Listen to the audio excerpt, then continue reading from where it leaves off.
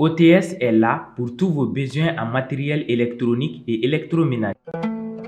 Sistra Technologies est une société de prestation de services et de commerce, évoluant dans le domaine des nouvelles technologies de l'information et de la communication, la fourniture de matériels biomédicaux, la bioinformatique. Pour tous vos besoins en librairie, papeterie, matériel informatique, appareils électroniques et divers, rendez-vous chez AKD Informatique. CJT vous est présenté par ESG, École supérieure de gestion. ESG, École supérieure de gestion, spécialisée dans la formation des métiers de la comptabilité et de la gestion d'entreprise. Ambalma actuel media flebro malikono malikokan aw bisimila angani dogokun kiwara kenekan ni bakuruba donc li dala me wole ko bo marley ale fatura ka be me kalot le tan kelema nanko ma 11 mai ni nanko yo sambina ni kelenay mali rastaw mamma hakilna ko ulu jena kan do nyana maya kati yorola mi me wole ko maison de jeune ana jenga nya polikawi angani dogokun kiwara konnana tulu megla anga jamana kono animi melado nya kalu dama dama jatimno ya yira ka fuku ulu songo ya la kusebe ana nya polikawi kan angani dogokun kiwara konnana Birama Touré n'ale kun ye kunnafoni dila ye ale tunna ka bɛn janvier kalo tile 20 kɔnɔ san 2016 ma san 6 Burama ka tunni kɔfɛ an bɛ se ka mun de faamuya an na ɲɛfɔli k'a ye an ka nin dɔgɔkun kibaruya kɔnɔna na. An balima actuel media filɛbagaw aw bisimila ko kura an ka nin dɔgɔkun kibaruya kɛnɛ kan i n'a fɔ an y'a fɔ aw ye bakurubaw la cogoya min na Mali ni jɛma jɛna ka mai kalo tile 11 n'an ko ma 11 mai k'o laɲɛnamaya ka kɛ ni dɔnkilidala min tun bɛ wele Bob Marley ale ka san 41nan fatu ye jɛkulu min sigilen don rastaw tɔgɔ la Mali la n'an ko ma Murasma olu ni tɔn min bɛ wele ko teriya tɔn de Kati olu jɛna ka nin don in ɲɛnamaya ɲɔgɔn fɛ Kati Abdoulaye Mayiga ale tun bɛ kɛnɛ kan an ka jɛ an ka sɔrɔlenw lajɛ.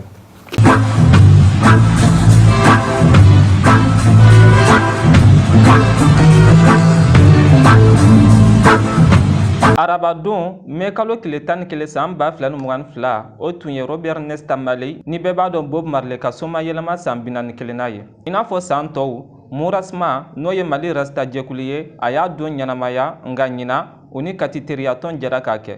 don kɛrɛnkɛrɛnnen don farafinna kanuba bɛɛ tɔgɔ la kɛrɛnkɛrɛnyala rastaw ka d'a kan reggae dɔnkilidalaba ani farafinna kanuba soma yɛlɛmana ka bɛn nin don in ma ka kɛ n'a don ye jɛkulu fila in tun bɛ Kati maison de jeunes kɔnɔ. Ani Murasma jɛra ka mai kalo tile 11 ɲɛnamaya sabula an y'a tɛgɛ di ɲɔgɔn de kɛ association teriya tɔn a y'a tɛgɛ di Murasma ma an ka jɛ k'an bolo di ɲɔgɔn ma sabula an y'a faamu ko arastaw ani association teriya tɔn u ka laɲini ye kelen ye farafinna ka kelenya kan donc an ka o bolo di ɲɔgɔn ma kɔnɔ bi fana ye farafinna ka cɛba dɔ ka ntaɲali soma yɛlɛmali o hakilijigi don ye donc an jɛra ka an bolo di ɲɔgɔn ma walasa an ka jɛ ka o baara kɛ ɲɔgɔn fɛ. Ni waati gɛlɛya in na farafinna tilebiyan fan na hakilinaw ye tali kɛ farafinna sifinnakaw rastaw ani seko ni dɔnko tigilamɔgɔw jɔyɔrɔ bɛ se ka kɛ min ye kɛlɛw sumani na ani bɛn sabatili la. Bi an bɛ Kati maison des jeunes et de la culture kɔnɔ an kun bɛ ka kuma an ye gɔraba de kɛ n'o ye conférencier gɔra in kun bɛ kuma da saba kan fɔlɔ ko basigibaliya min bɛ an ka Sahel jamana ninnu na ko jeunesse jɔyɔrɔ ye jumɛn a la ani rasa donc an ye kuma caman fɔ o la proposition caman dira an ko critique kɛra ten sa a ka kan sisan an yɛrɛ ka se ka ɲɛfɔli sɔrɔ k'a di faamaw ma donc gɔra kɔnɔ o caman kɛra kumada filanan o kun ye o ko Bob Marley ye martyr ye ani farafinlandi fana don bon an fana kumana o kan ka dɔ fɔ Marley kan ka dɔ fɔ martyr yɛrɛ kan munna Marley ye martyr ye ani a ka panafricanisme ya bɛ dɔn ni cogo jumɛn ye bon kuma kun b'o kan kuma sabanan kun bɛ ko seko ni dɔnko tigilamɔgɔw jɔyɔrɔ bɛ se ka kɛ jumɛn ye jamanajɔ la. Murasma ɲɛmɔgɔ ani a secrétaire général y'a yira k'a fɔ ko mai kalo tile 11 tɛ nisɔndiya dɔ ye nka tasibila don don ani farafinw bɛɛ ka don. Tuma min na mɔgɔw ma faamuya an kun b'a kɛ nisɔndiya don ye ka kɛ caman kun b'a kɛ excitanta ye bulɔw b'o la fɛn wɛrɛw b'o la ka kɛ vert jaune rouge ni fɛnw don k'a sɔrɔ conscience yɛrɛ tɛ bon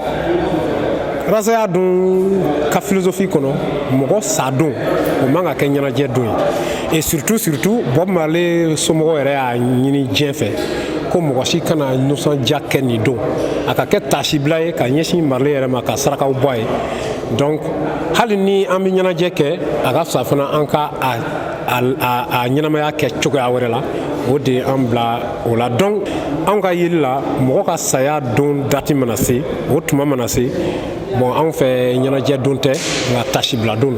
Bon, 11 mai bɛ bɛɛ de concerné. I kɛra n'i ye farafin kɔni n'i ye farafin ye vraiment 11 mai i ka don ye an b'a fɔ ten, n'i ye rasta ye 11 mai i ka don ye ka d'a kan 11 mai kɛrɛnkɛrɛnnen don Bob Marley ka so ma yɛlɛmali k'a fɔ k'a ye so yɛlɛma mais a ma sa, donc o ye donba ye anw bolo ka d'a kan Marley yɛrɛ tun ye jɔn ye, a ye mun kɛ, a ye mun fɔ, a ka sababu nana ni yɛlɛma jumɛn bi. N'i y'a ye san 41 san 40 kɔ Marley tanyanin kɔfɛ halisa mɔgɔw bɛ yen minnu fana bɛ k'a ka philosophie, a ka kunkilenna, a ka hakilina tagama, ça veut dire k'a tun bɛ tiɲɛ dɔ kan n'o ye farafinna ka keleya ye, farafinna ka bɔ nɔgɔ la ani farafinna ka ɲɛtaga, an ka fara ɲɔgɔn kan ka kɛ kelen ye, ka ɲɛtaga ɲini k'an ka hakɛ ɲini. A ko an ma ko mɔgɔ tɛ ka hakɛ sɔrɔ ten, i bɛ wuli de k'a ɲini. Donc an b'o o ko de kɔnɔ bi, Mali b'o situation kɔnɔ bi, c'est pourquoi malien den bɛɛ wulilen don ka fara ɲɔgɔn kan ka se ka Mali ka ɲɛtaga ani Mali ka libération k'o ɲini ɲɔgɔn fɛ. Donc pour nous Bob Marley o misali ye, mɔgɔ o mɔgɔ n'i ye malien ɲuman ye, n'i ye farafin ɲuman ye, i kan k'i yɛrɛ ye nin kɔnɔ quoi. Ras Munkoro y'a yira k'a fɔ san 40 kɔfɛ Bob Marley ye hakilina min ta ani bɛn min kun ko b'a kɔnɔ o kɛra sabu ɲuman ye olu ma ka kɛlɛya nati farafina ani farafinw ni ɲɔgɔn cɛ. Min tora an bolo Bob ka ko la o ye Bob a ye kisɛ mun dan olu de falenna n'o de kɛra anw ye. A ye lakunni min kɛ an fana b'o lakunni kelen de la, ka o lakunni kelen kɛ ka tɔ bɛɛ lakunni ka fara an kan parce que n'i ko kɛlɛ in tɛ kɛ fɔ jama, donc ka faso kanu don mɔgɔw la, farafinna kanu don mɔgɔw la, ka jama labɔ, ka jama fara ɲɔgɔn kan ka taa farafinna ka yɛrɛta kɛlɛ, farafinna ka yɛrɛta kɛlɛlen kɔ ka na farafinna kɛ yɛrɛtigi ye. N'o bɔ bolo la an kelen k'o kɛlɛ de boloda a bɛ Mali kɔnɔ yan an bɛ an bolo ɲɔgɔn ma farafinna jamana tɔw bɛɛ lajɛlen na ka jɛ ka kɛ kelen ka nin kɛlɛ in kɛ f'a ka nɔbɔ fɔ farafinna ka bɔ bolo la sinon an tɛ sigi. Rasta caman y'a kanu k'a fɔ Bob Marley ma sa, mais kalo tile 11 ye miiri don ye ani waati don fana ka sifinnakaw hakili jigi a la, sabula maa caman bɛ bi diɲɛ kɔnɔ minnu ye a ka hakilina ye ɲɔgɔn ta. Ni y'a kalo damadama ye ɲangili wale n'an ko ma embargo o taara ka ɲɛsin an ka jamana ma CEDEAO ni UEMOA fɛ o kɛla sababu ye ka gɛlɛya lase an ka jamana ma kɛrɛnkɛrɛnnenya la dumuni ko ta fan fɛ. Tulu n'ale dumuni an ka jamana kɔnɔ o sɔngɔ yɛlɛla kosɛbɛ ka kɛɲɛ ni ɲangili wale ni Fatumata Darame ale taara suguni kura la maa minnu bɛ tulu feere ani minnu b'a san a ye min sɔrɔ an ka jɛn an k'o lajɛ. A bɛ kalo damadamani bɔ bi dumunifɛnw gɛlɛyalen don an ka jamana kɔnɔ. Fɔlɔ tulu kun bɛ 440 na nka an bɛ wagati min na i ko bi tulu kɛra 220 fo ka taa se 260 ma. Litiri 20 bidon o bɛ taa jɔ fo 5000 la bi bi in na ni an ye suguni kura la. An b'a en gros di mɔgɔw ma n détail kelen kelen. Bon bi pour le moment Mali tulu bi an bɛ ka ta 4500 ni client na ma di 4600 a litiri kelen 240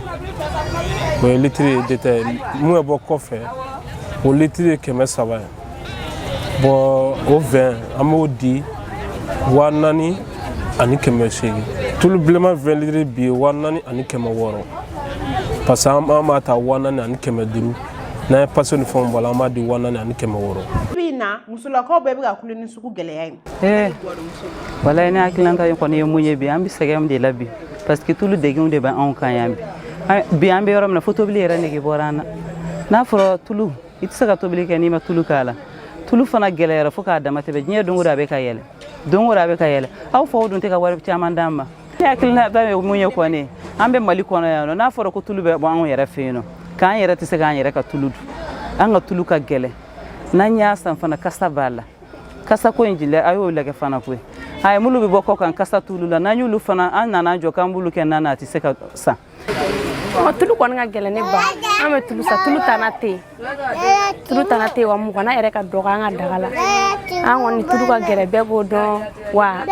bon an yɛrɛ bɛ bitigi kɔnɔ hali an bɛ taa tulu ta da bɛɛ de ka gɛlɛn mais an bɛ feere kɛ an b'a k'an ka daga la yan nɔ sinon hali minnu bɛna san fɛ litiri 1 tilan de b'an bolo an b'o dɔrɔn de feere sinon tana ninnu si tɛ se ka feere tellement que tulu ka gɛlɛn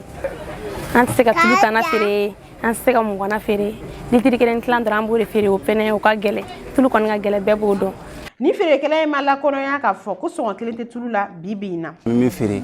min bɛ bɔ kɔ kan ani min bɛ feere yan Mali tulu ani du nord mais dinor ni ka gɛlɛn kosɛbɛ ka tɛmɛ Mali tulu kan bon kɔlɔlɔ bɛ se ka sɔrɔ minnu fɛ minɛn ka gɛlɛn tulu ka gɛlɛn mana fɔ mɔgɔ mɔgɔ ɲɛna a b'a fɔ k'a da ka gɛlɛn o kɔlɔlɔ de bɛ yen ka caya tulu fila bɛɛ kɔni ka gɛlɛn sisan mais n'an ye sira sɔrɔ min b'a to tulu bɛ se ka nɔgɔya sinon nɔgɔman foyi tɛ tulu la sisan kɔfana o yanta o tulu kɔfɛ fɛn caman gɛlɛn no an ka jamana kɔnɔ an ka ɲiningalikɛlaw y'a lakɔrɔnya k'a fɔ k'a sababu bɔra CEDEAO maaw ka ɲangiri min kɛra an ka jamana kɔnɔ janvier kalo tile 9 san 2022 mangoro yiriden min bɛ sɔrɔ ka caya an ka jamana kɔnɔ ni waati in na o yiriden de ka ca an ka sugu la kosɛbɛ nka o caya n'a taw ta feerekɛla dɔw y'a jira k'a fɔ ko gɛlɛya b'u kan Jɛnɛba Sidibe ale bɛ ɲɛfɔli k'an ye an ka jɛ an ka sɔrɔlenw lajɛ. Mangoro ye yiri ye mun lasuli bɔra Azikaw fɛ yen Inde kungo kɔnɔnaw Pakistan Sri Lanka ani Birimani a bɛ falen o yɔrɔ ninnu n'a yɛrɛ ma mangoro caman de bɛ kɛ Mali la yan f'u bɛ dɔw lataa jamana kɔ kan nka mɛ waati min na i n'a fɔ sisan k'a da frontière datugunen Mali ani a furancɛla jamana dɔw ni ɲɔgɔn cɛ o bɛ ka to mangoro bɔli bɛ ka gɛlɛya kosɛbɛ. Ayi a ma nɔgɔ dɛ a ka gɛlɛ yɛrɛ de hali a san wɛrɛ la giri b'a kɔ mɛ n'a nana a tɛ san kun a sanni ka suma e ko embargo ko dɛ mangoro b'an yɛrɛ fɛ yan awɔ nka bɛ bɔ yan ka taa kɔ kan quoi o de bɛ gɛlɛya lase an ma yan quoi a bɛ ka taa ayi a tɛ komi san tɔw a sumara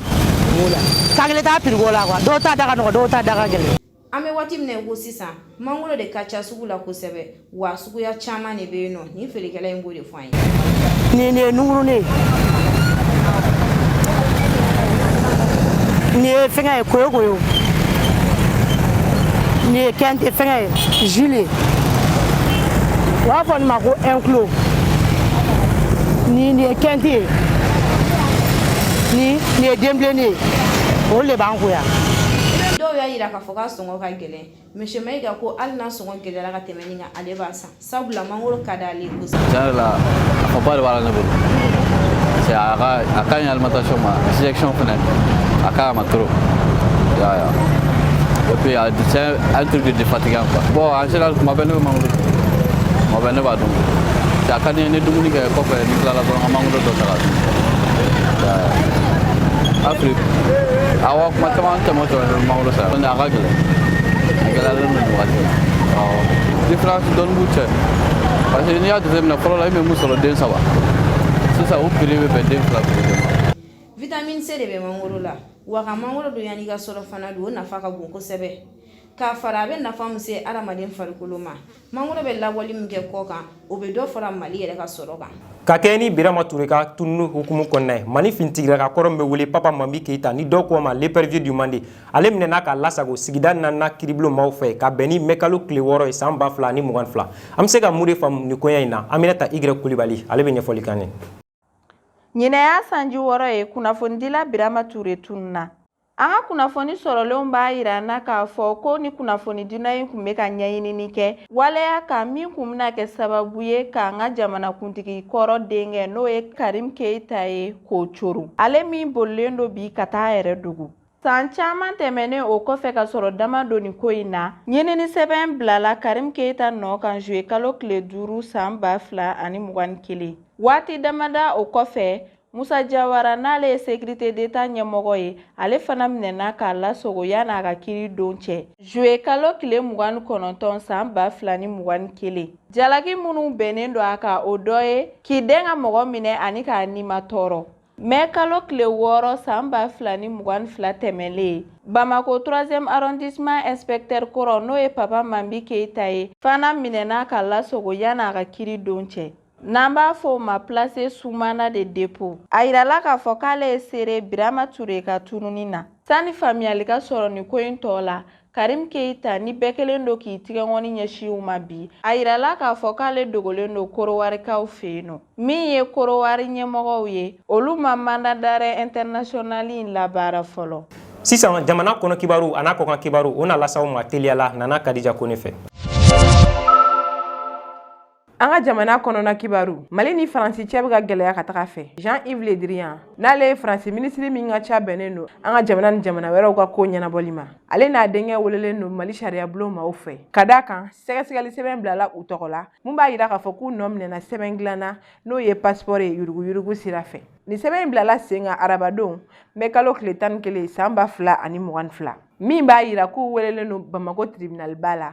n'o bɛ sigida 3nan na ntɛnɛn juin kalo tile 20 san 2022. Hakilila jigina ni waleya in bɛ sen na kabini san 2015 waati min Ibrahim Boubacar Keita kun bɛ fanga la. Samasamali wale min bɛ taji feerelaw n'u ka ɲɛmɔgɔw ni ɲɔgɔn cɛ n'o ye Total, Shell, Orexi ani Ola Energy bɛ sen na hali bi. Taji feerelaw ka baara bila filanan min kun bolodalen don mɛ kalo tile 4 tɛmɛnen teruna ka taa ɲɛfɛ. Ka d'a kan CNPM n'o ye Conseil national du patronat du Mali ye kun y'a laɲini ko taji feere yɔrɔ kofɔlen ninnu n'u ka ɲɛmɔgɔw ka bɛn fɔ la. Nga laɲini sabatilibaliya kɔfɛ u ka fɔ la ni baara bila in bɛ se ka taa fo tile 4 ka taa se fo tile 5 ma. K'a daminɛ arabadon mɛ kalo tile 11 san 2022. Hakilila jigina u ye kuma caman fɔ n'o dɔ ye u ka hakɛ minnu bɛ u ka sara INPS maaw fɛ ani fana u tɔɲɔgɔn minnu bilala ka bɔ baara la u ka segin u jɔyɔrɔ la. An ka jamana kɔkan kibaru Irisikaw ka gazi feereli ka taa Ikranikaw fɛ yen ni y'a siɲɛ fɔlɔ ye o da ka jigin kabini kɛlɛ daminɛna. Kabini kɛlɛ daminɛna février kalo bantɔ la OGTSOU n'o ye opérateur ikranien des gazoducs ye Irisikaw jalaki ni bingani wale ye. Ka d'a kan u taar'u sigi u ka jamana marabolo dɔ la n'o ye Lugange ka tila k'u bali u ka gazi hakɛ kɔrɔlen lasɔrɔli la.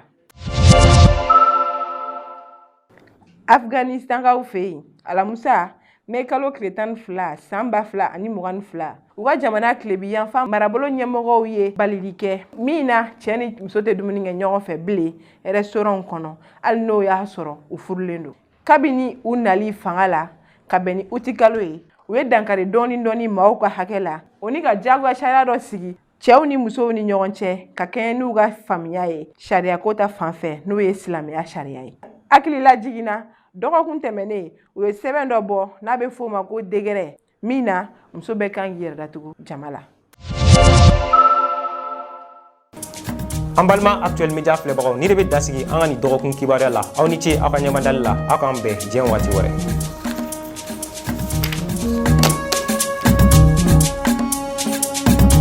CJT vous a été présenté par ESG, École supérieure de gestion. ESG, École supérieure de gestion, spécialisée dans la formation des métiers de la comptabilité et de la gestion d'entreprise.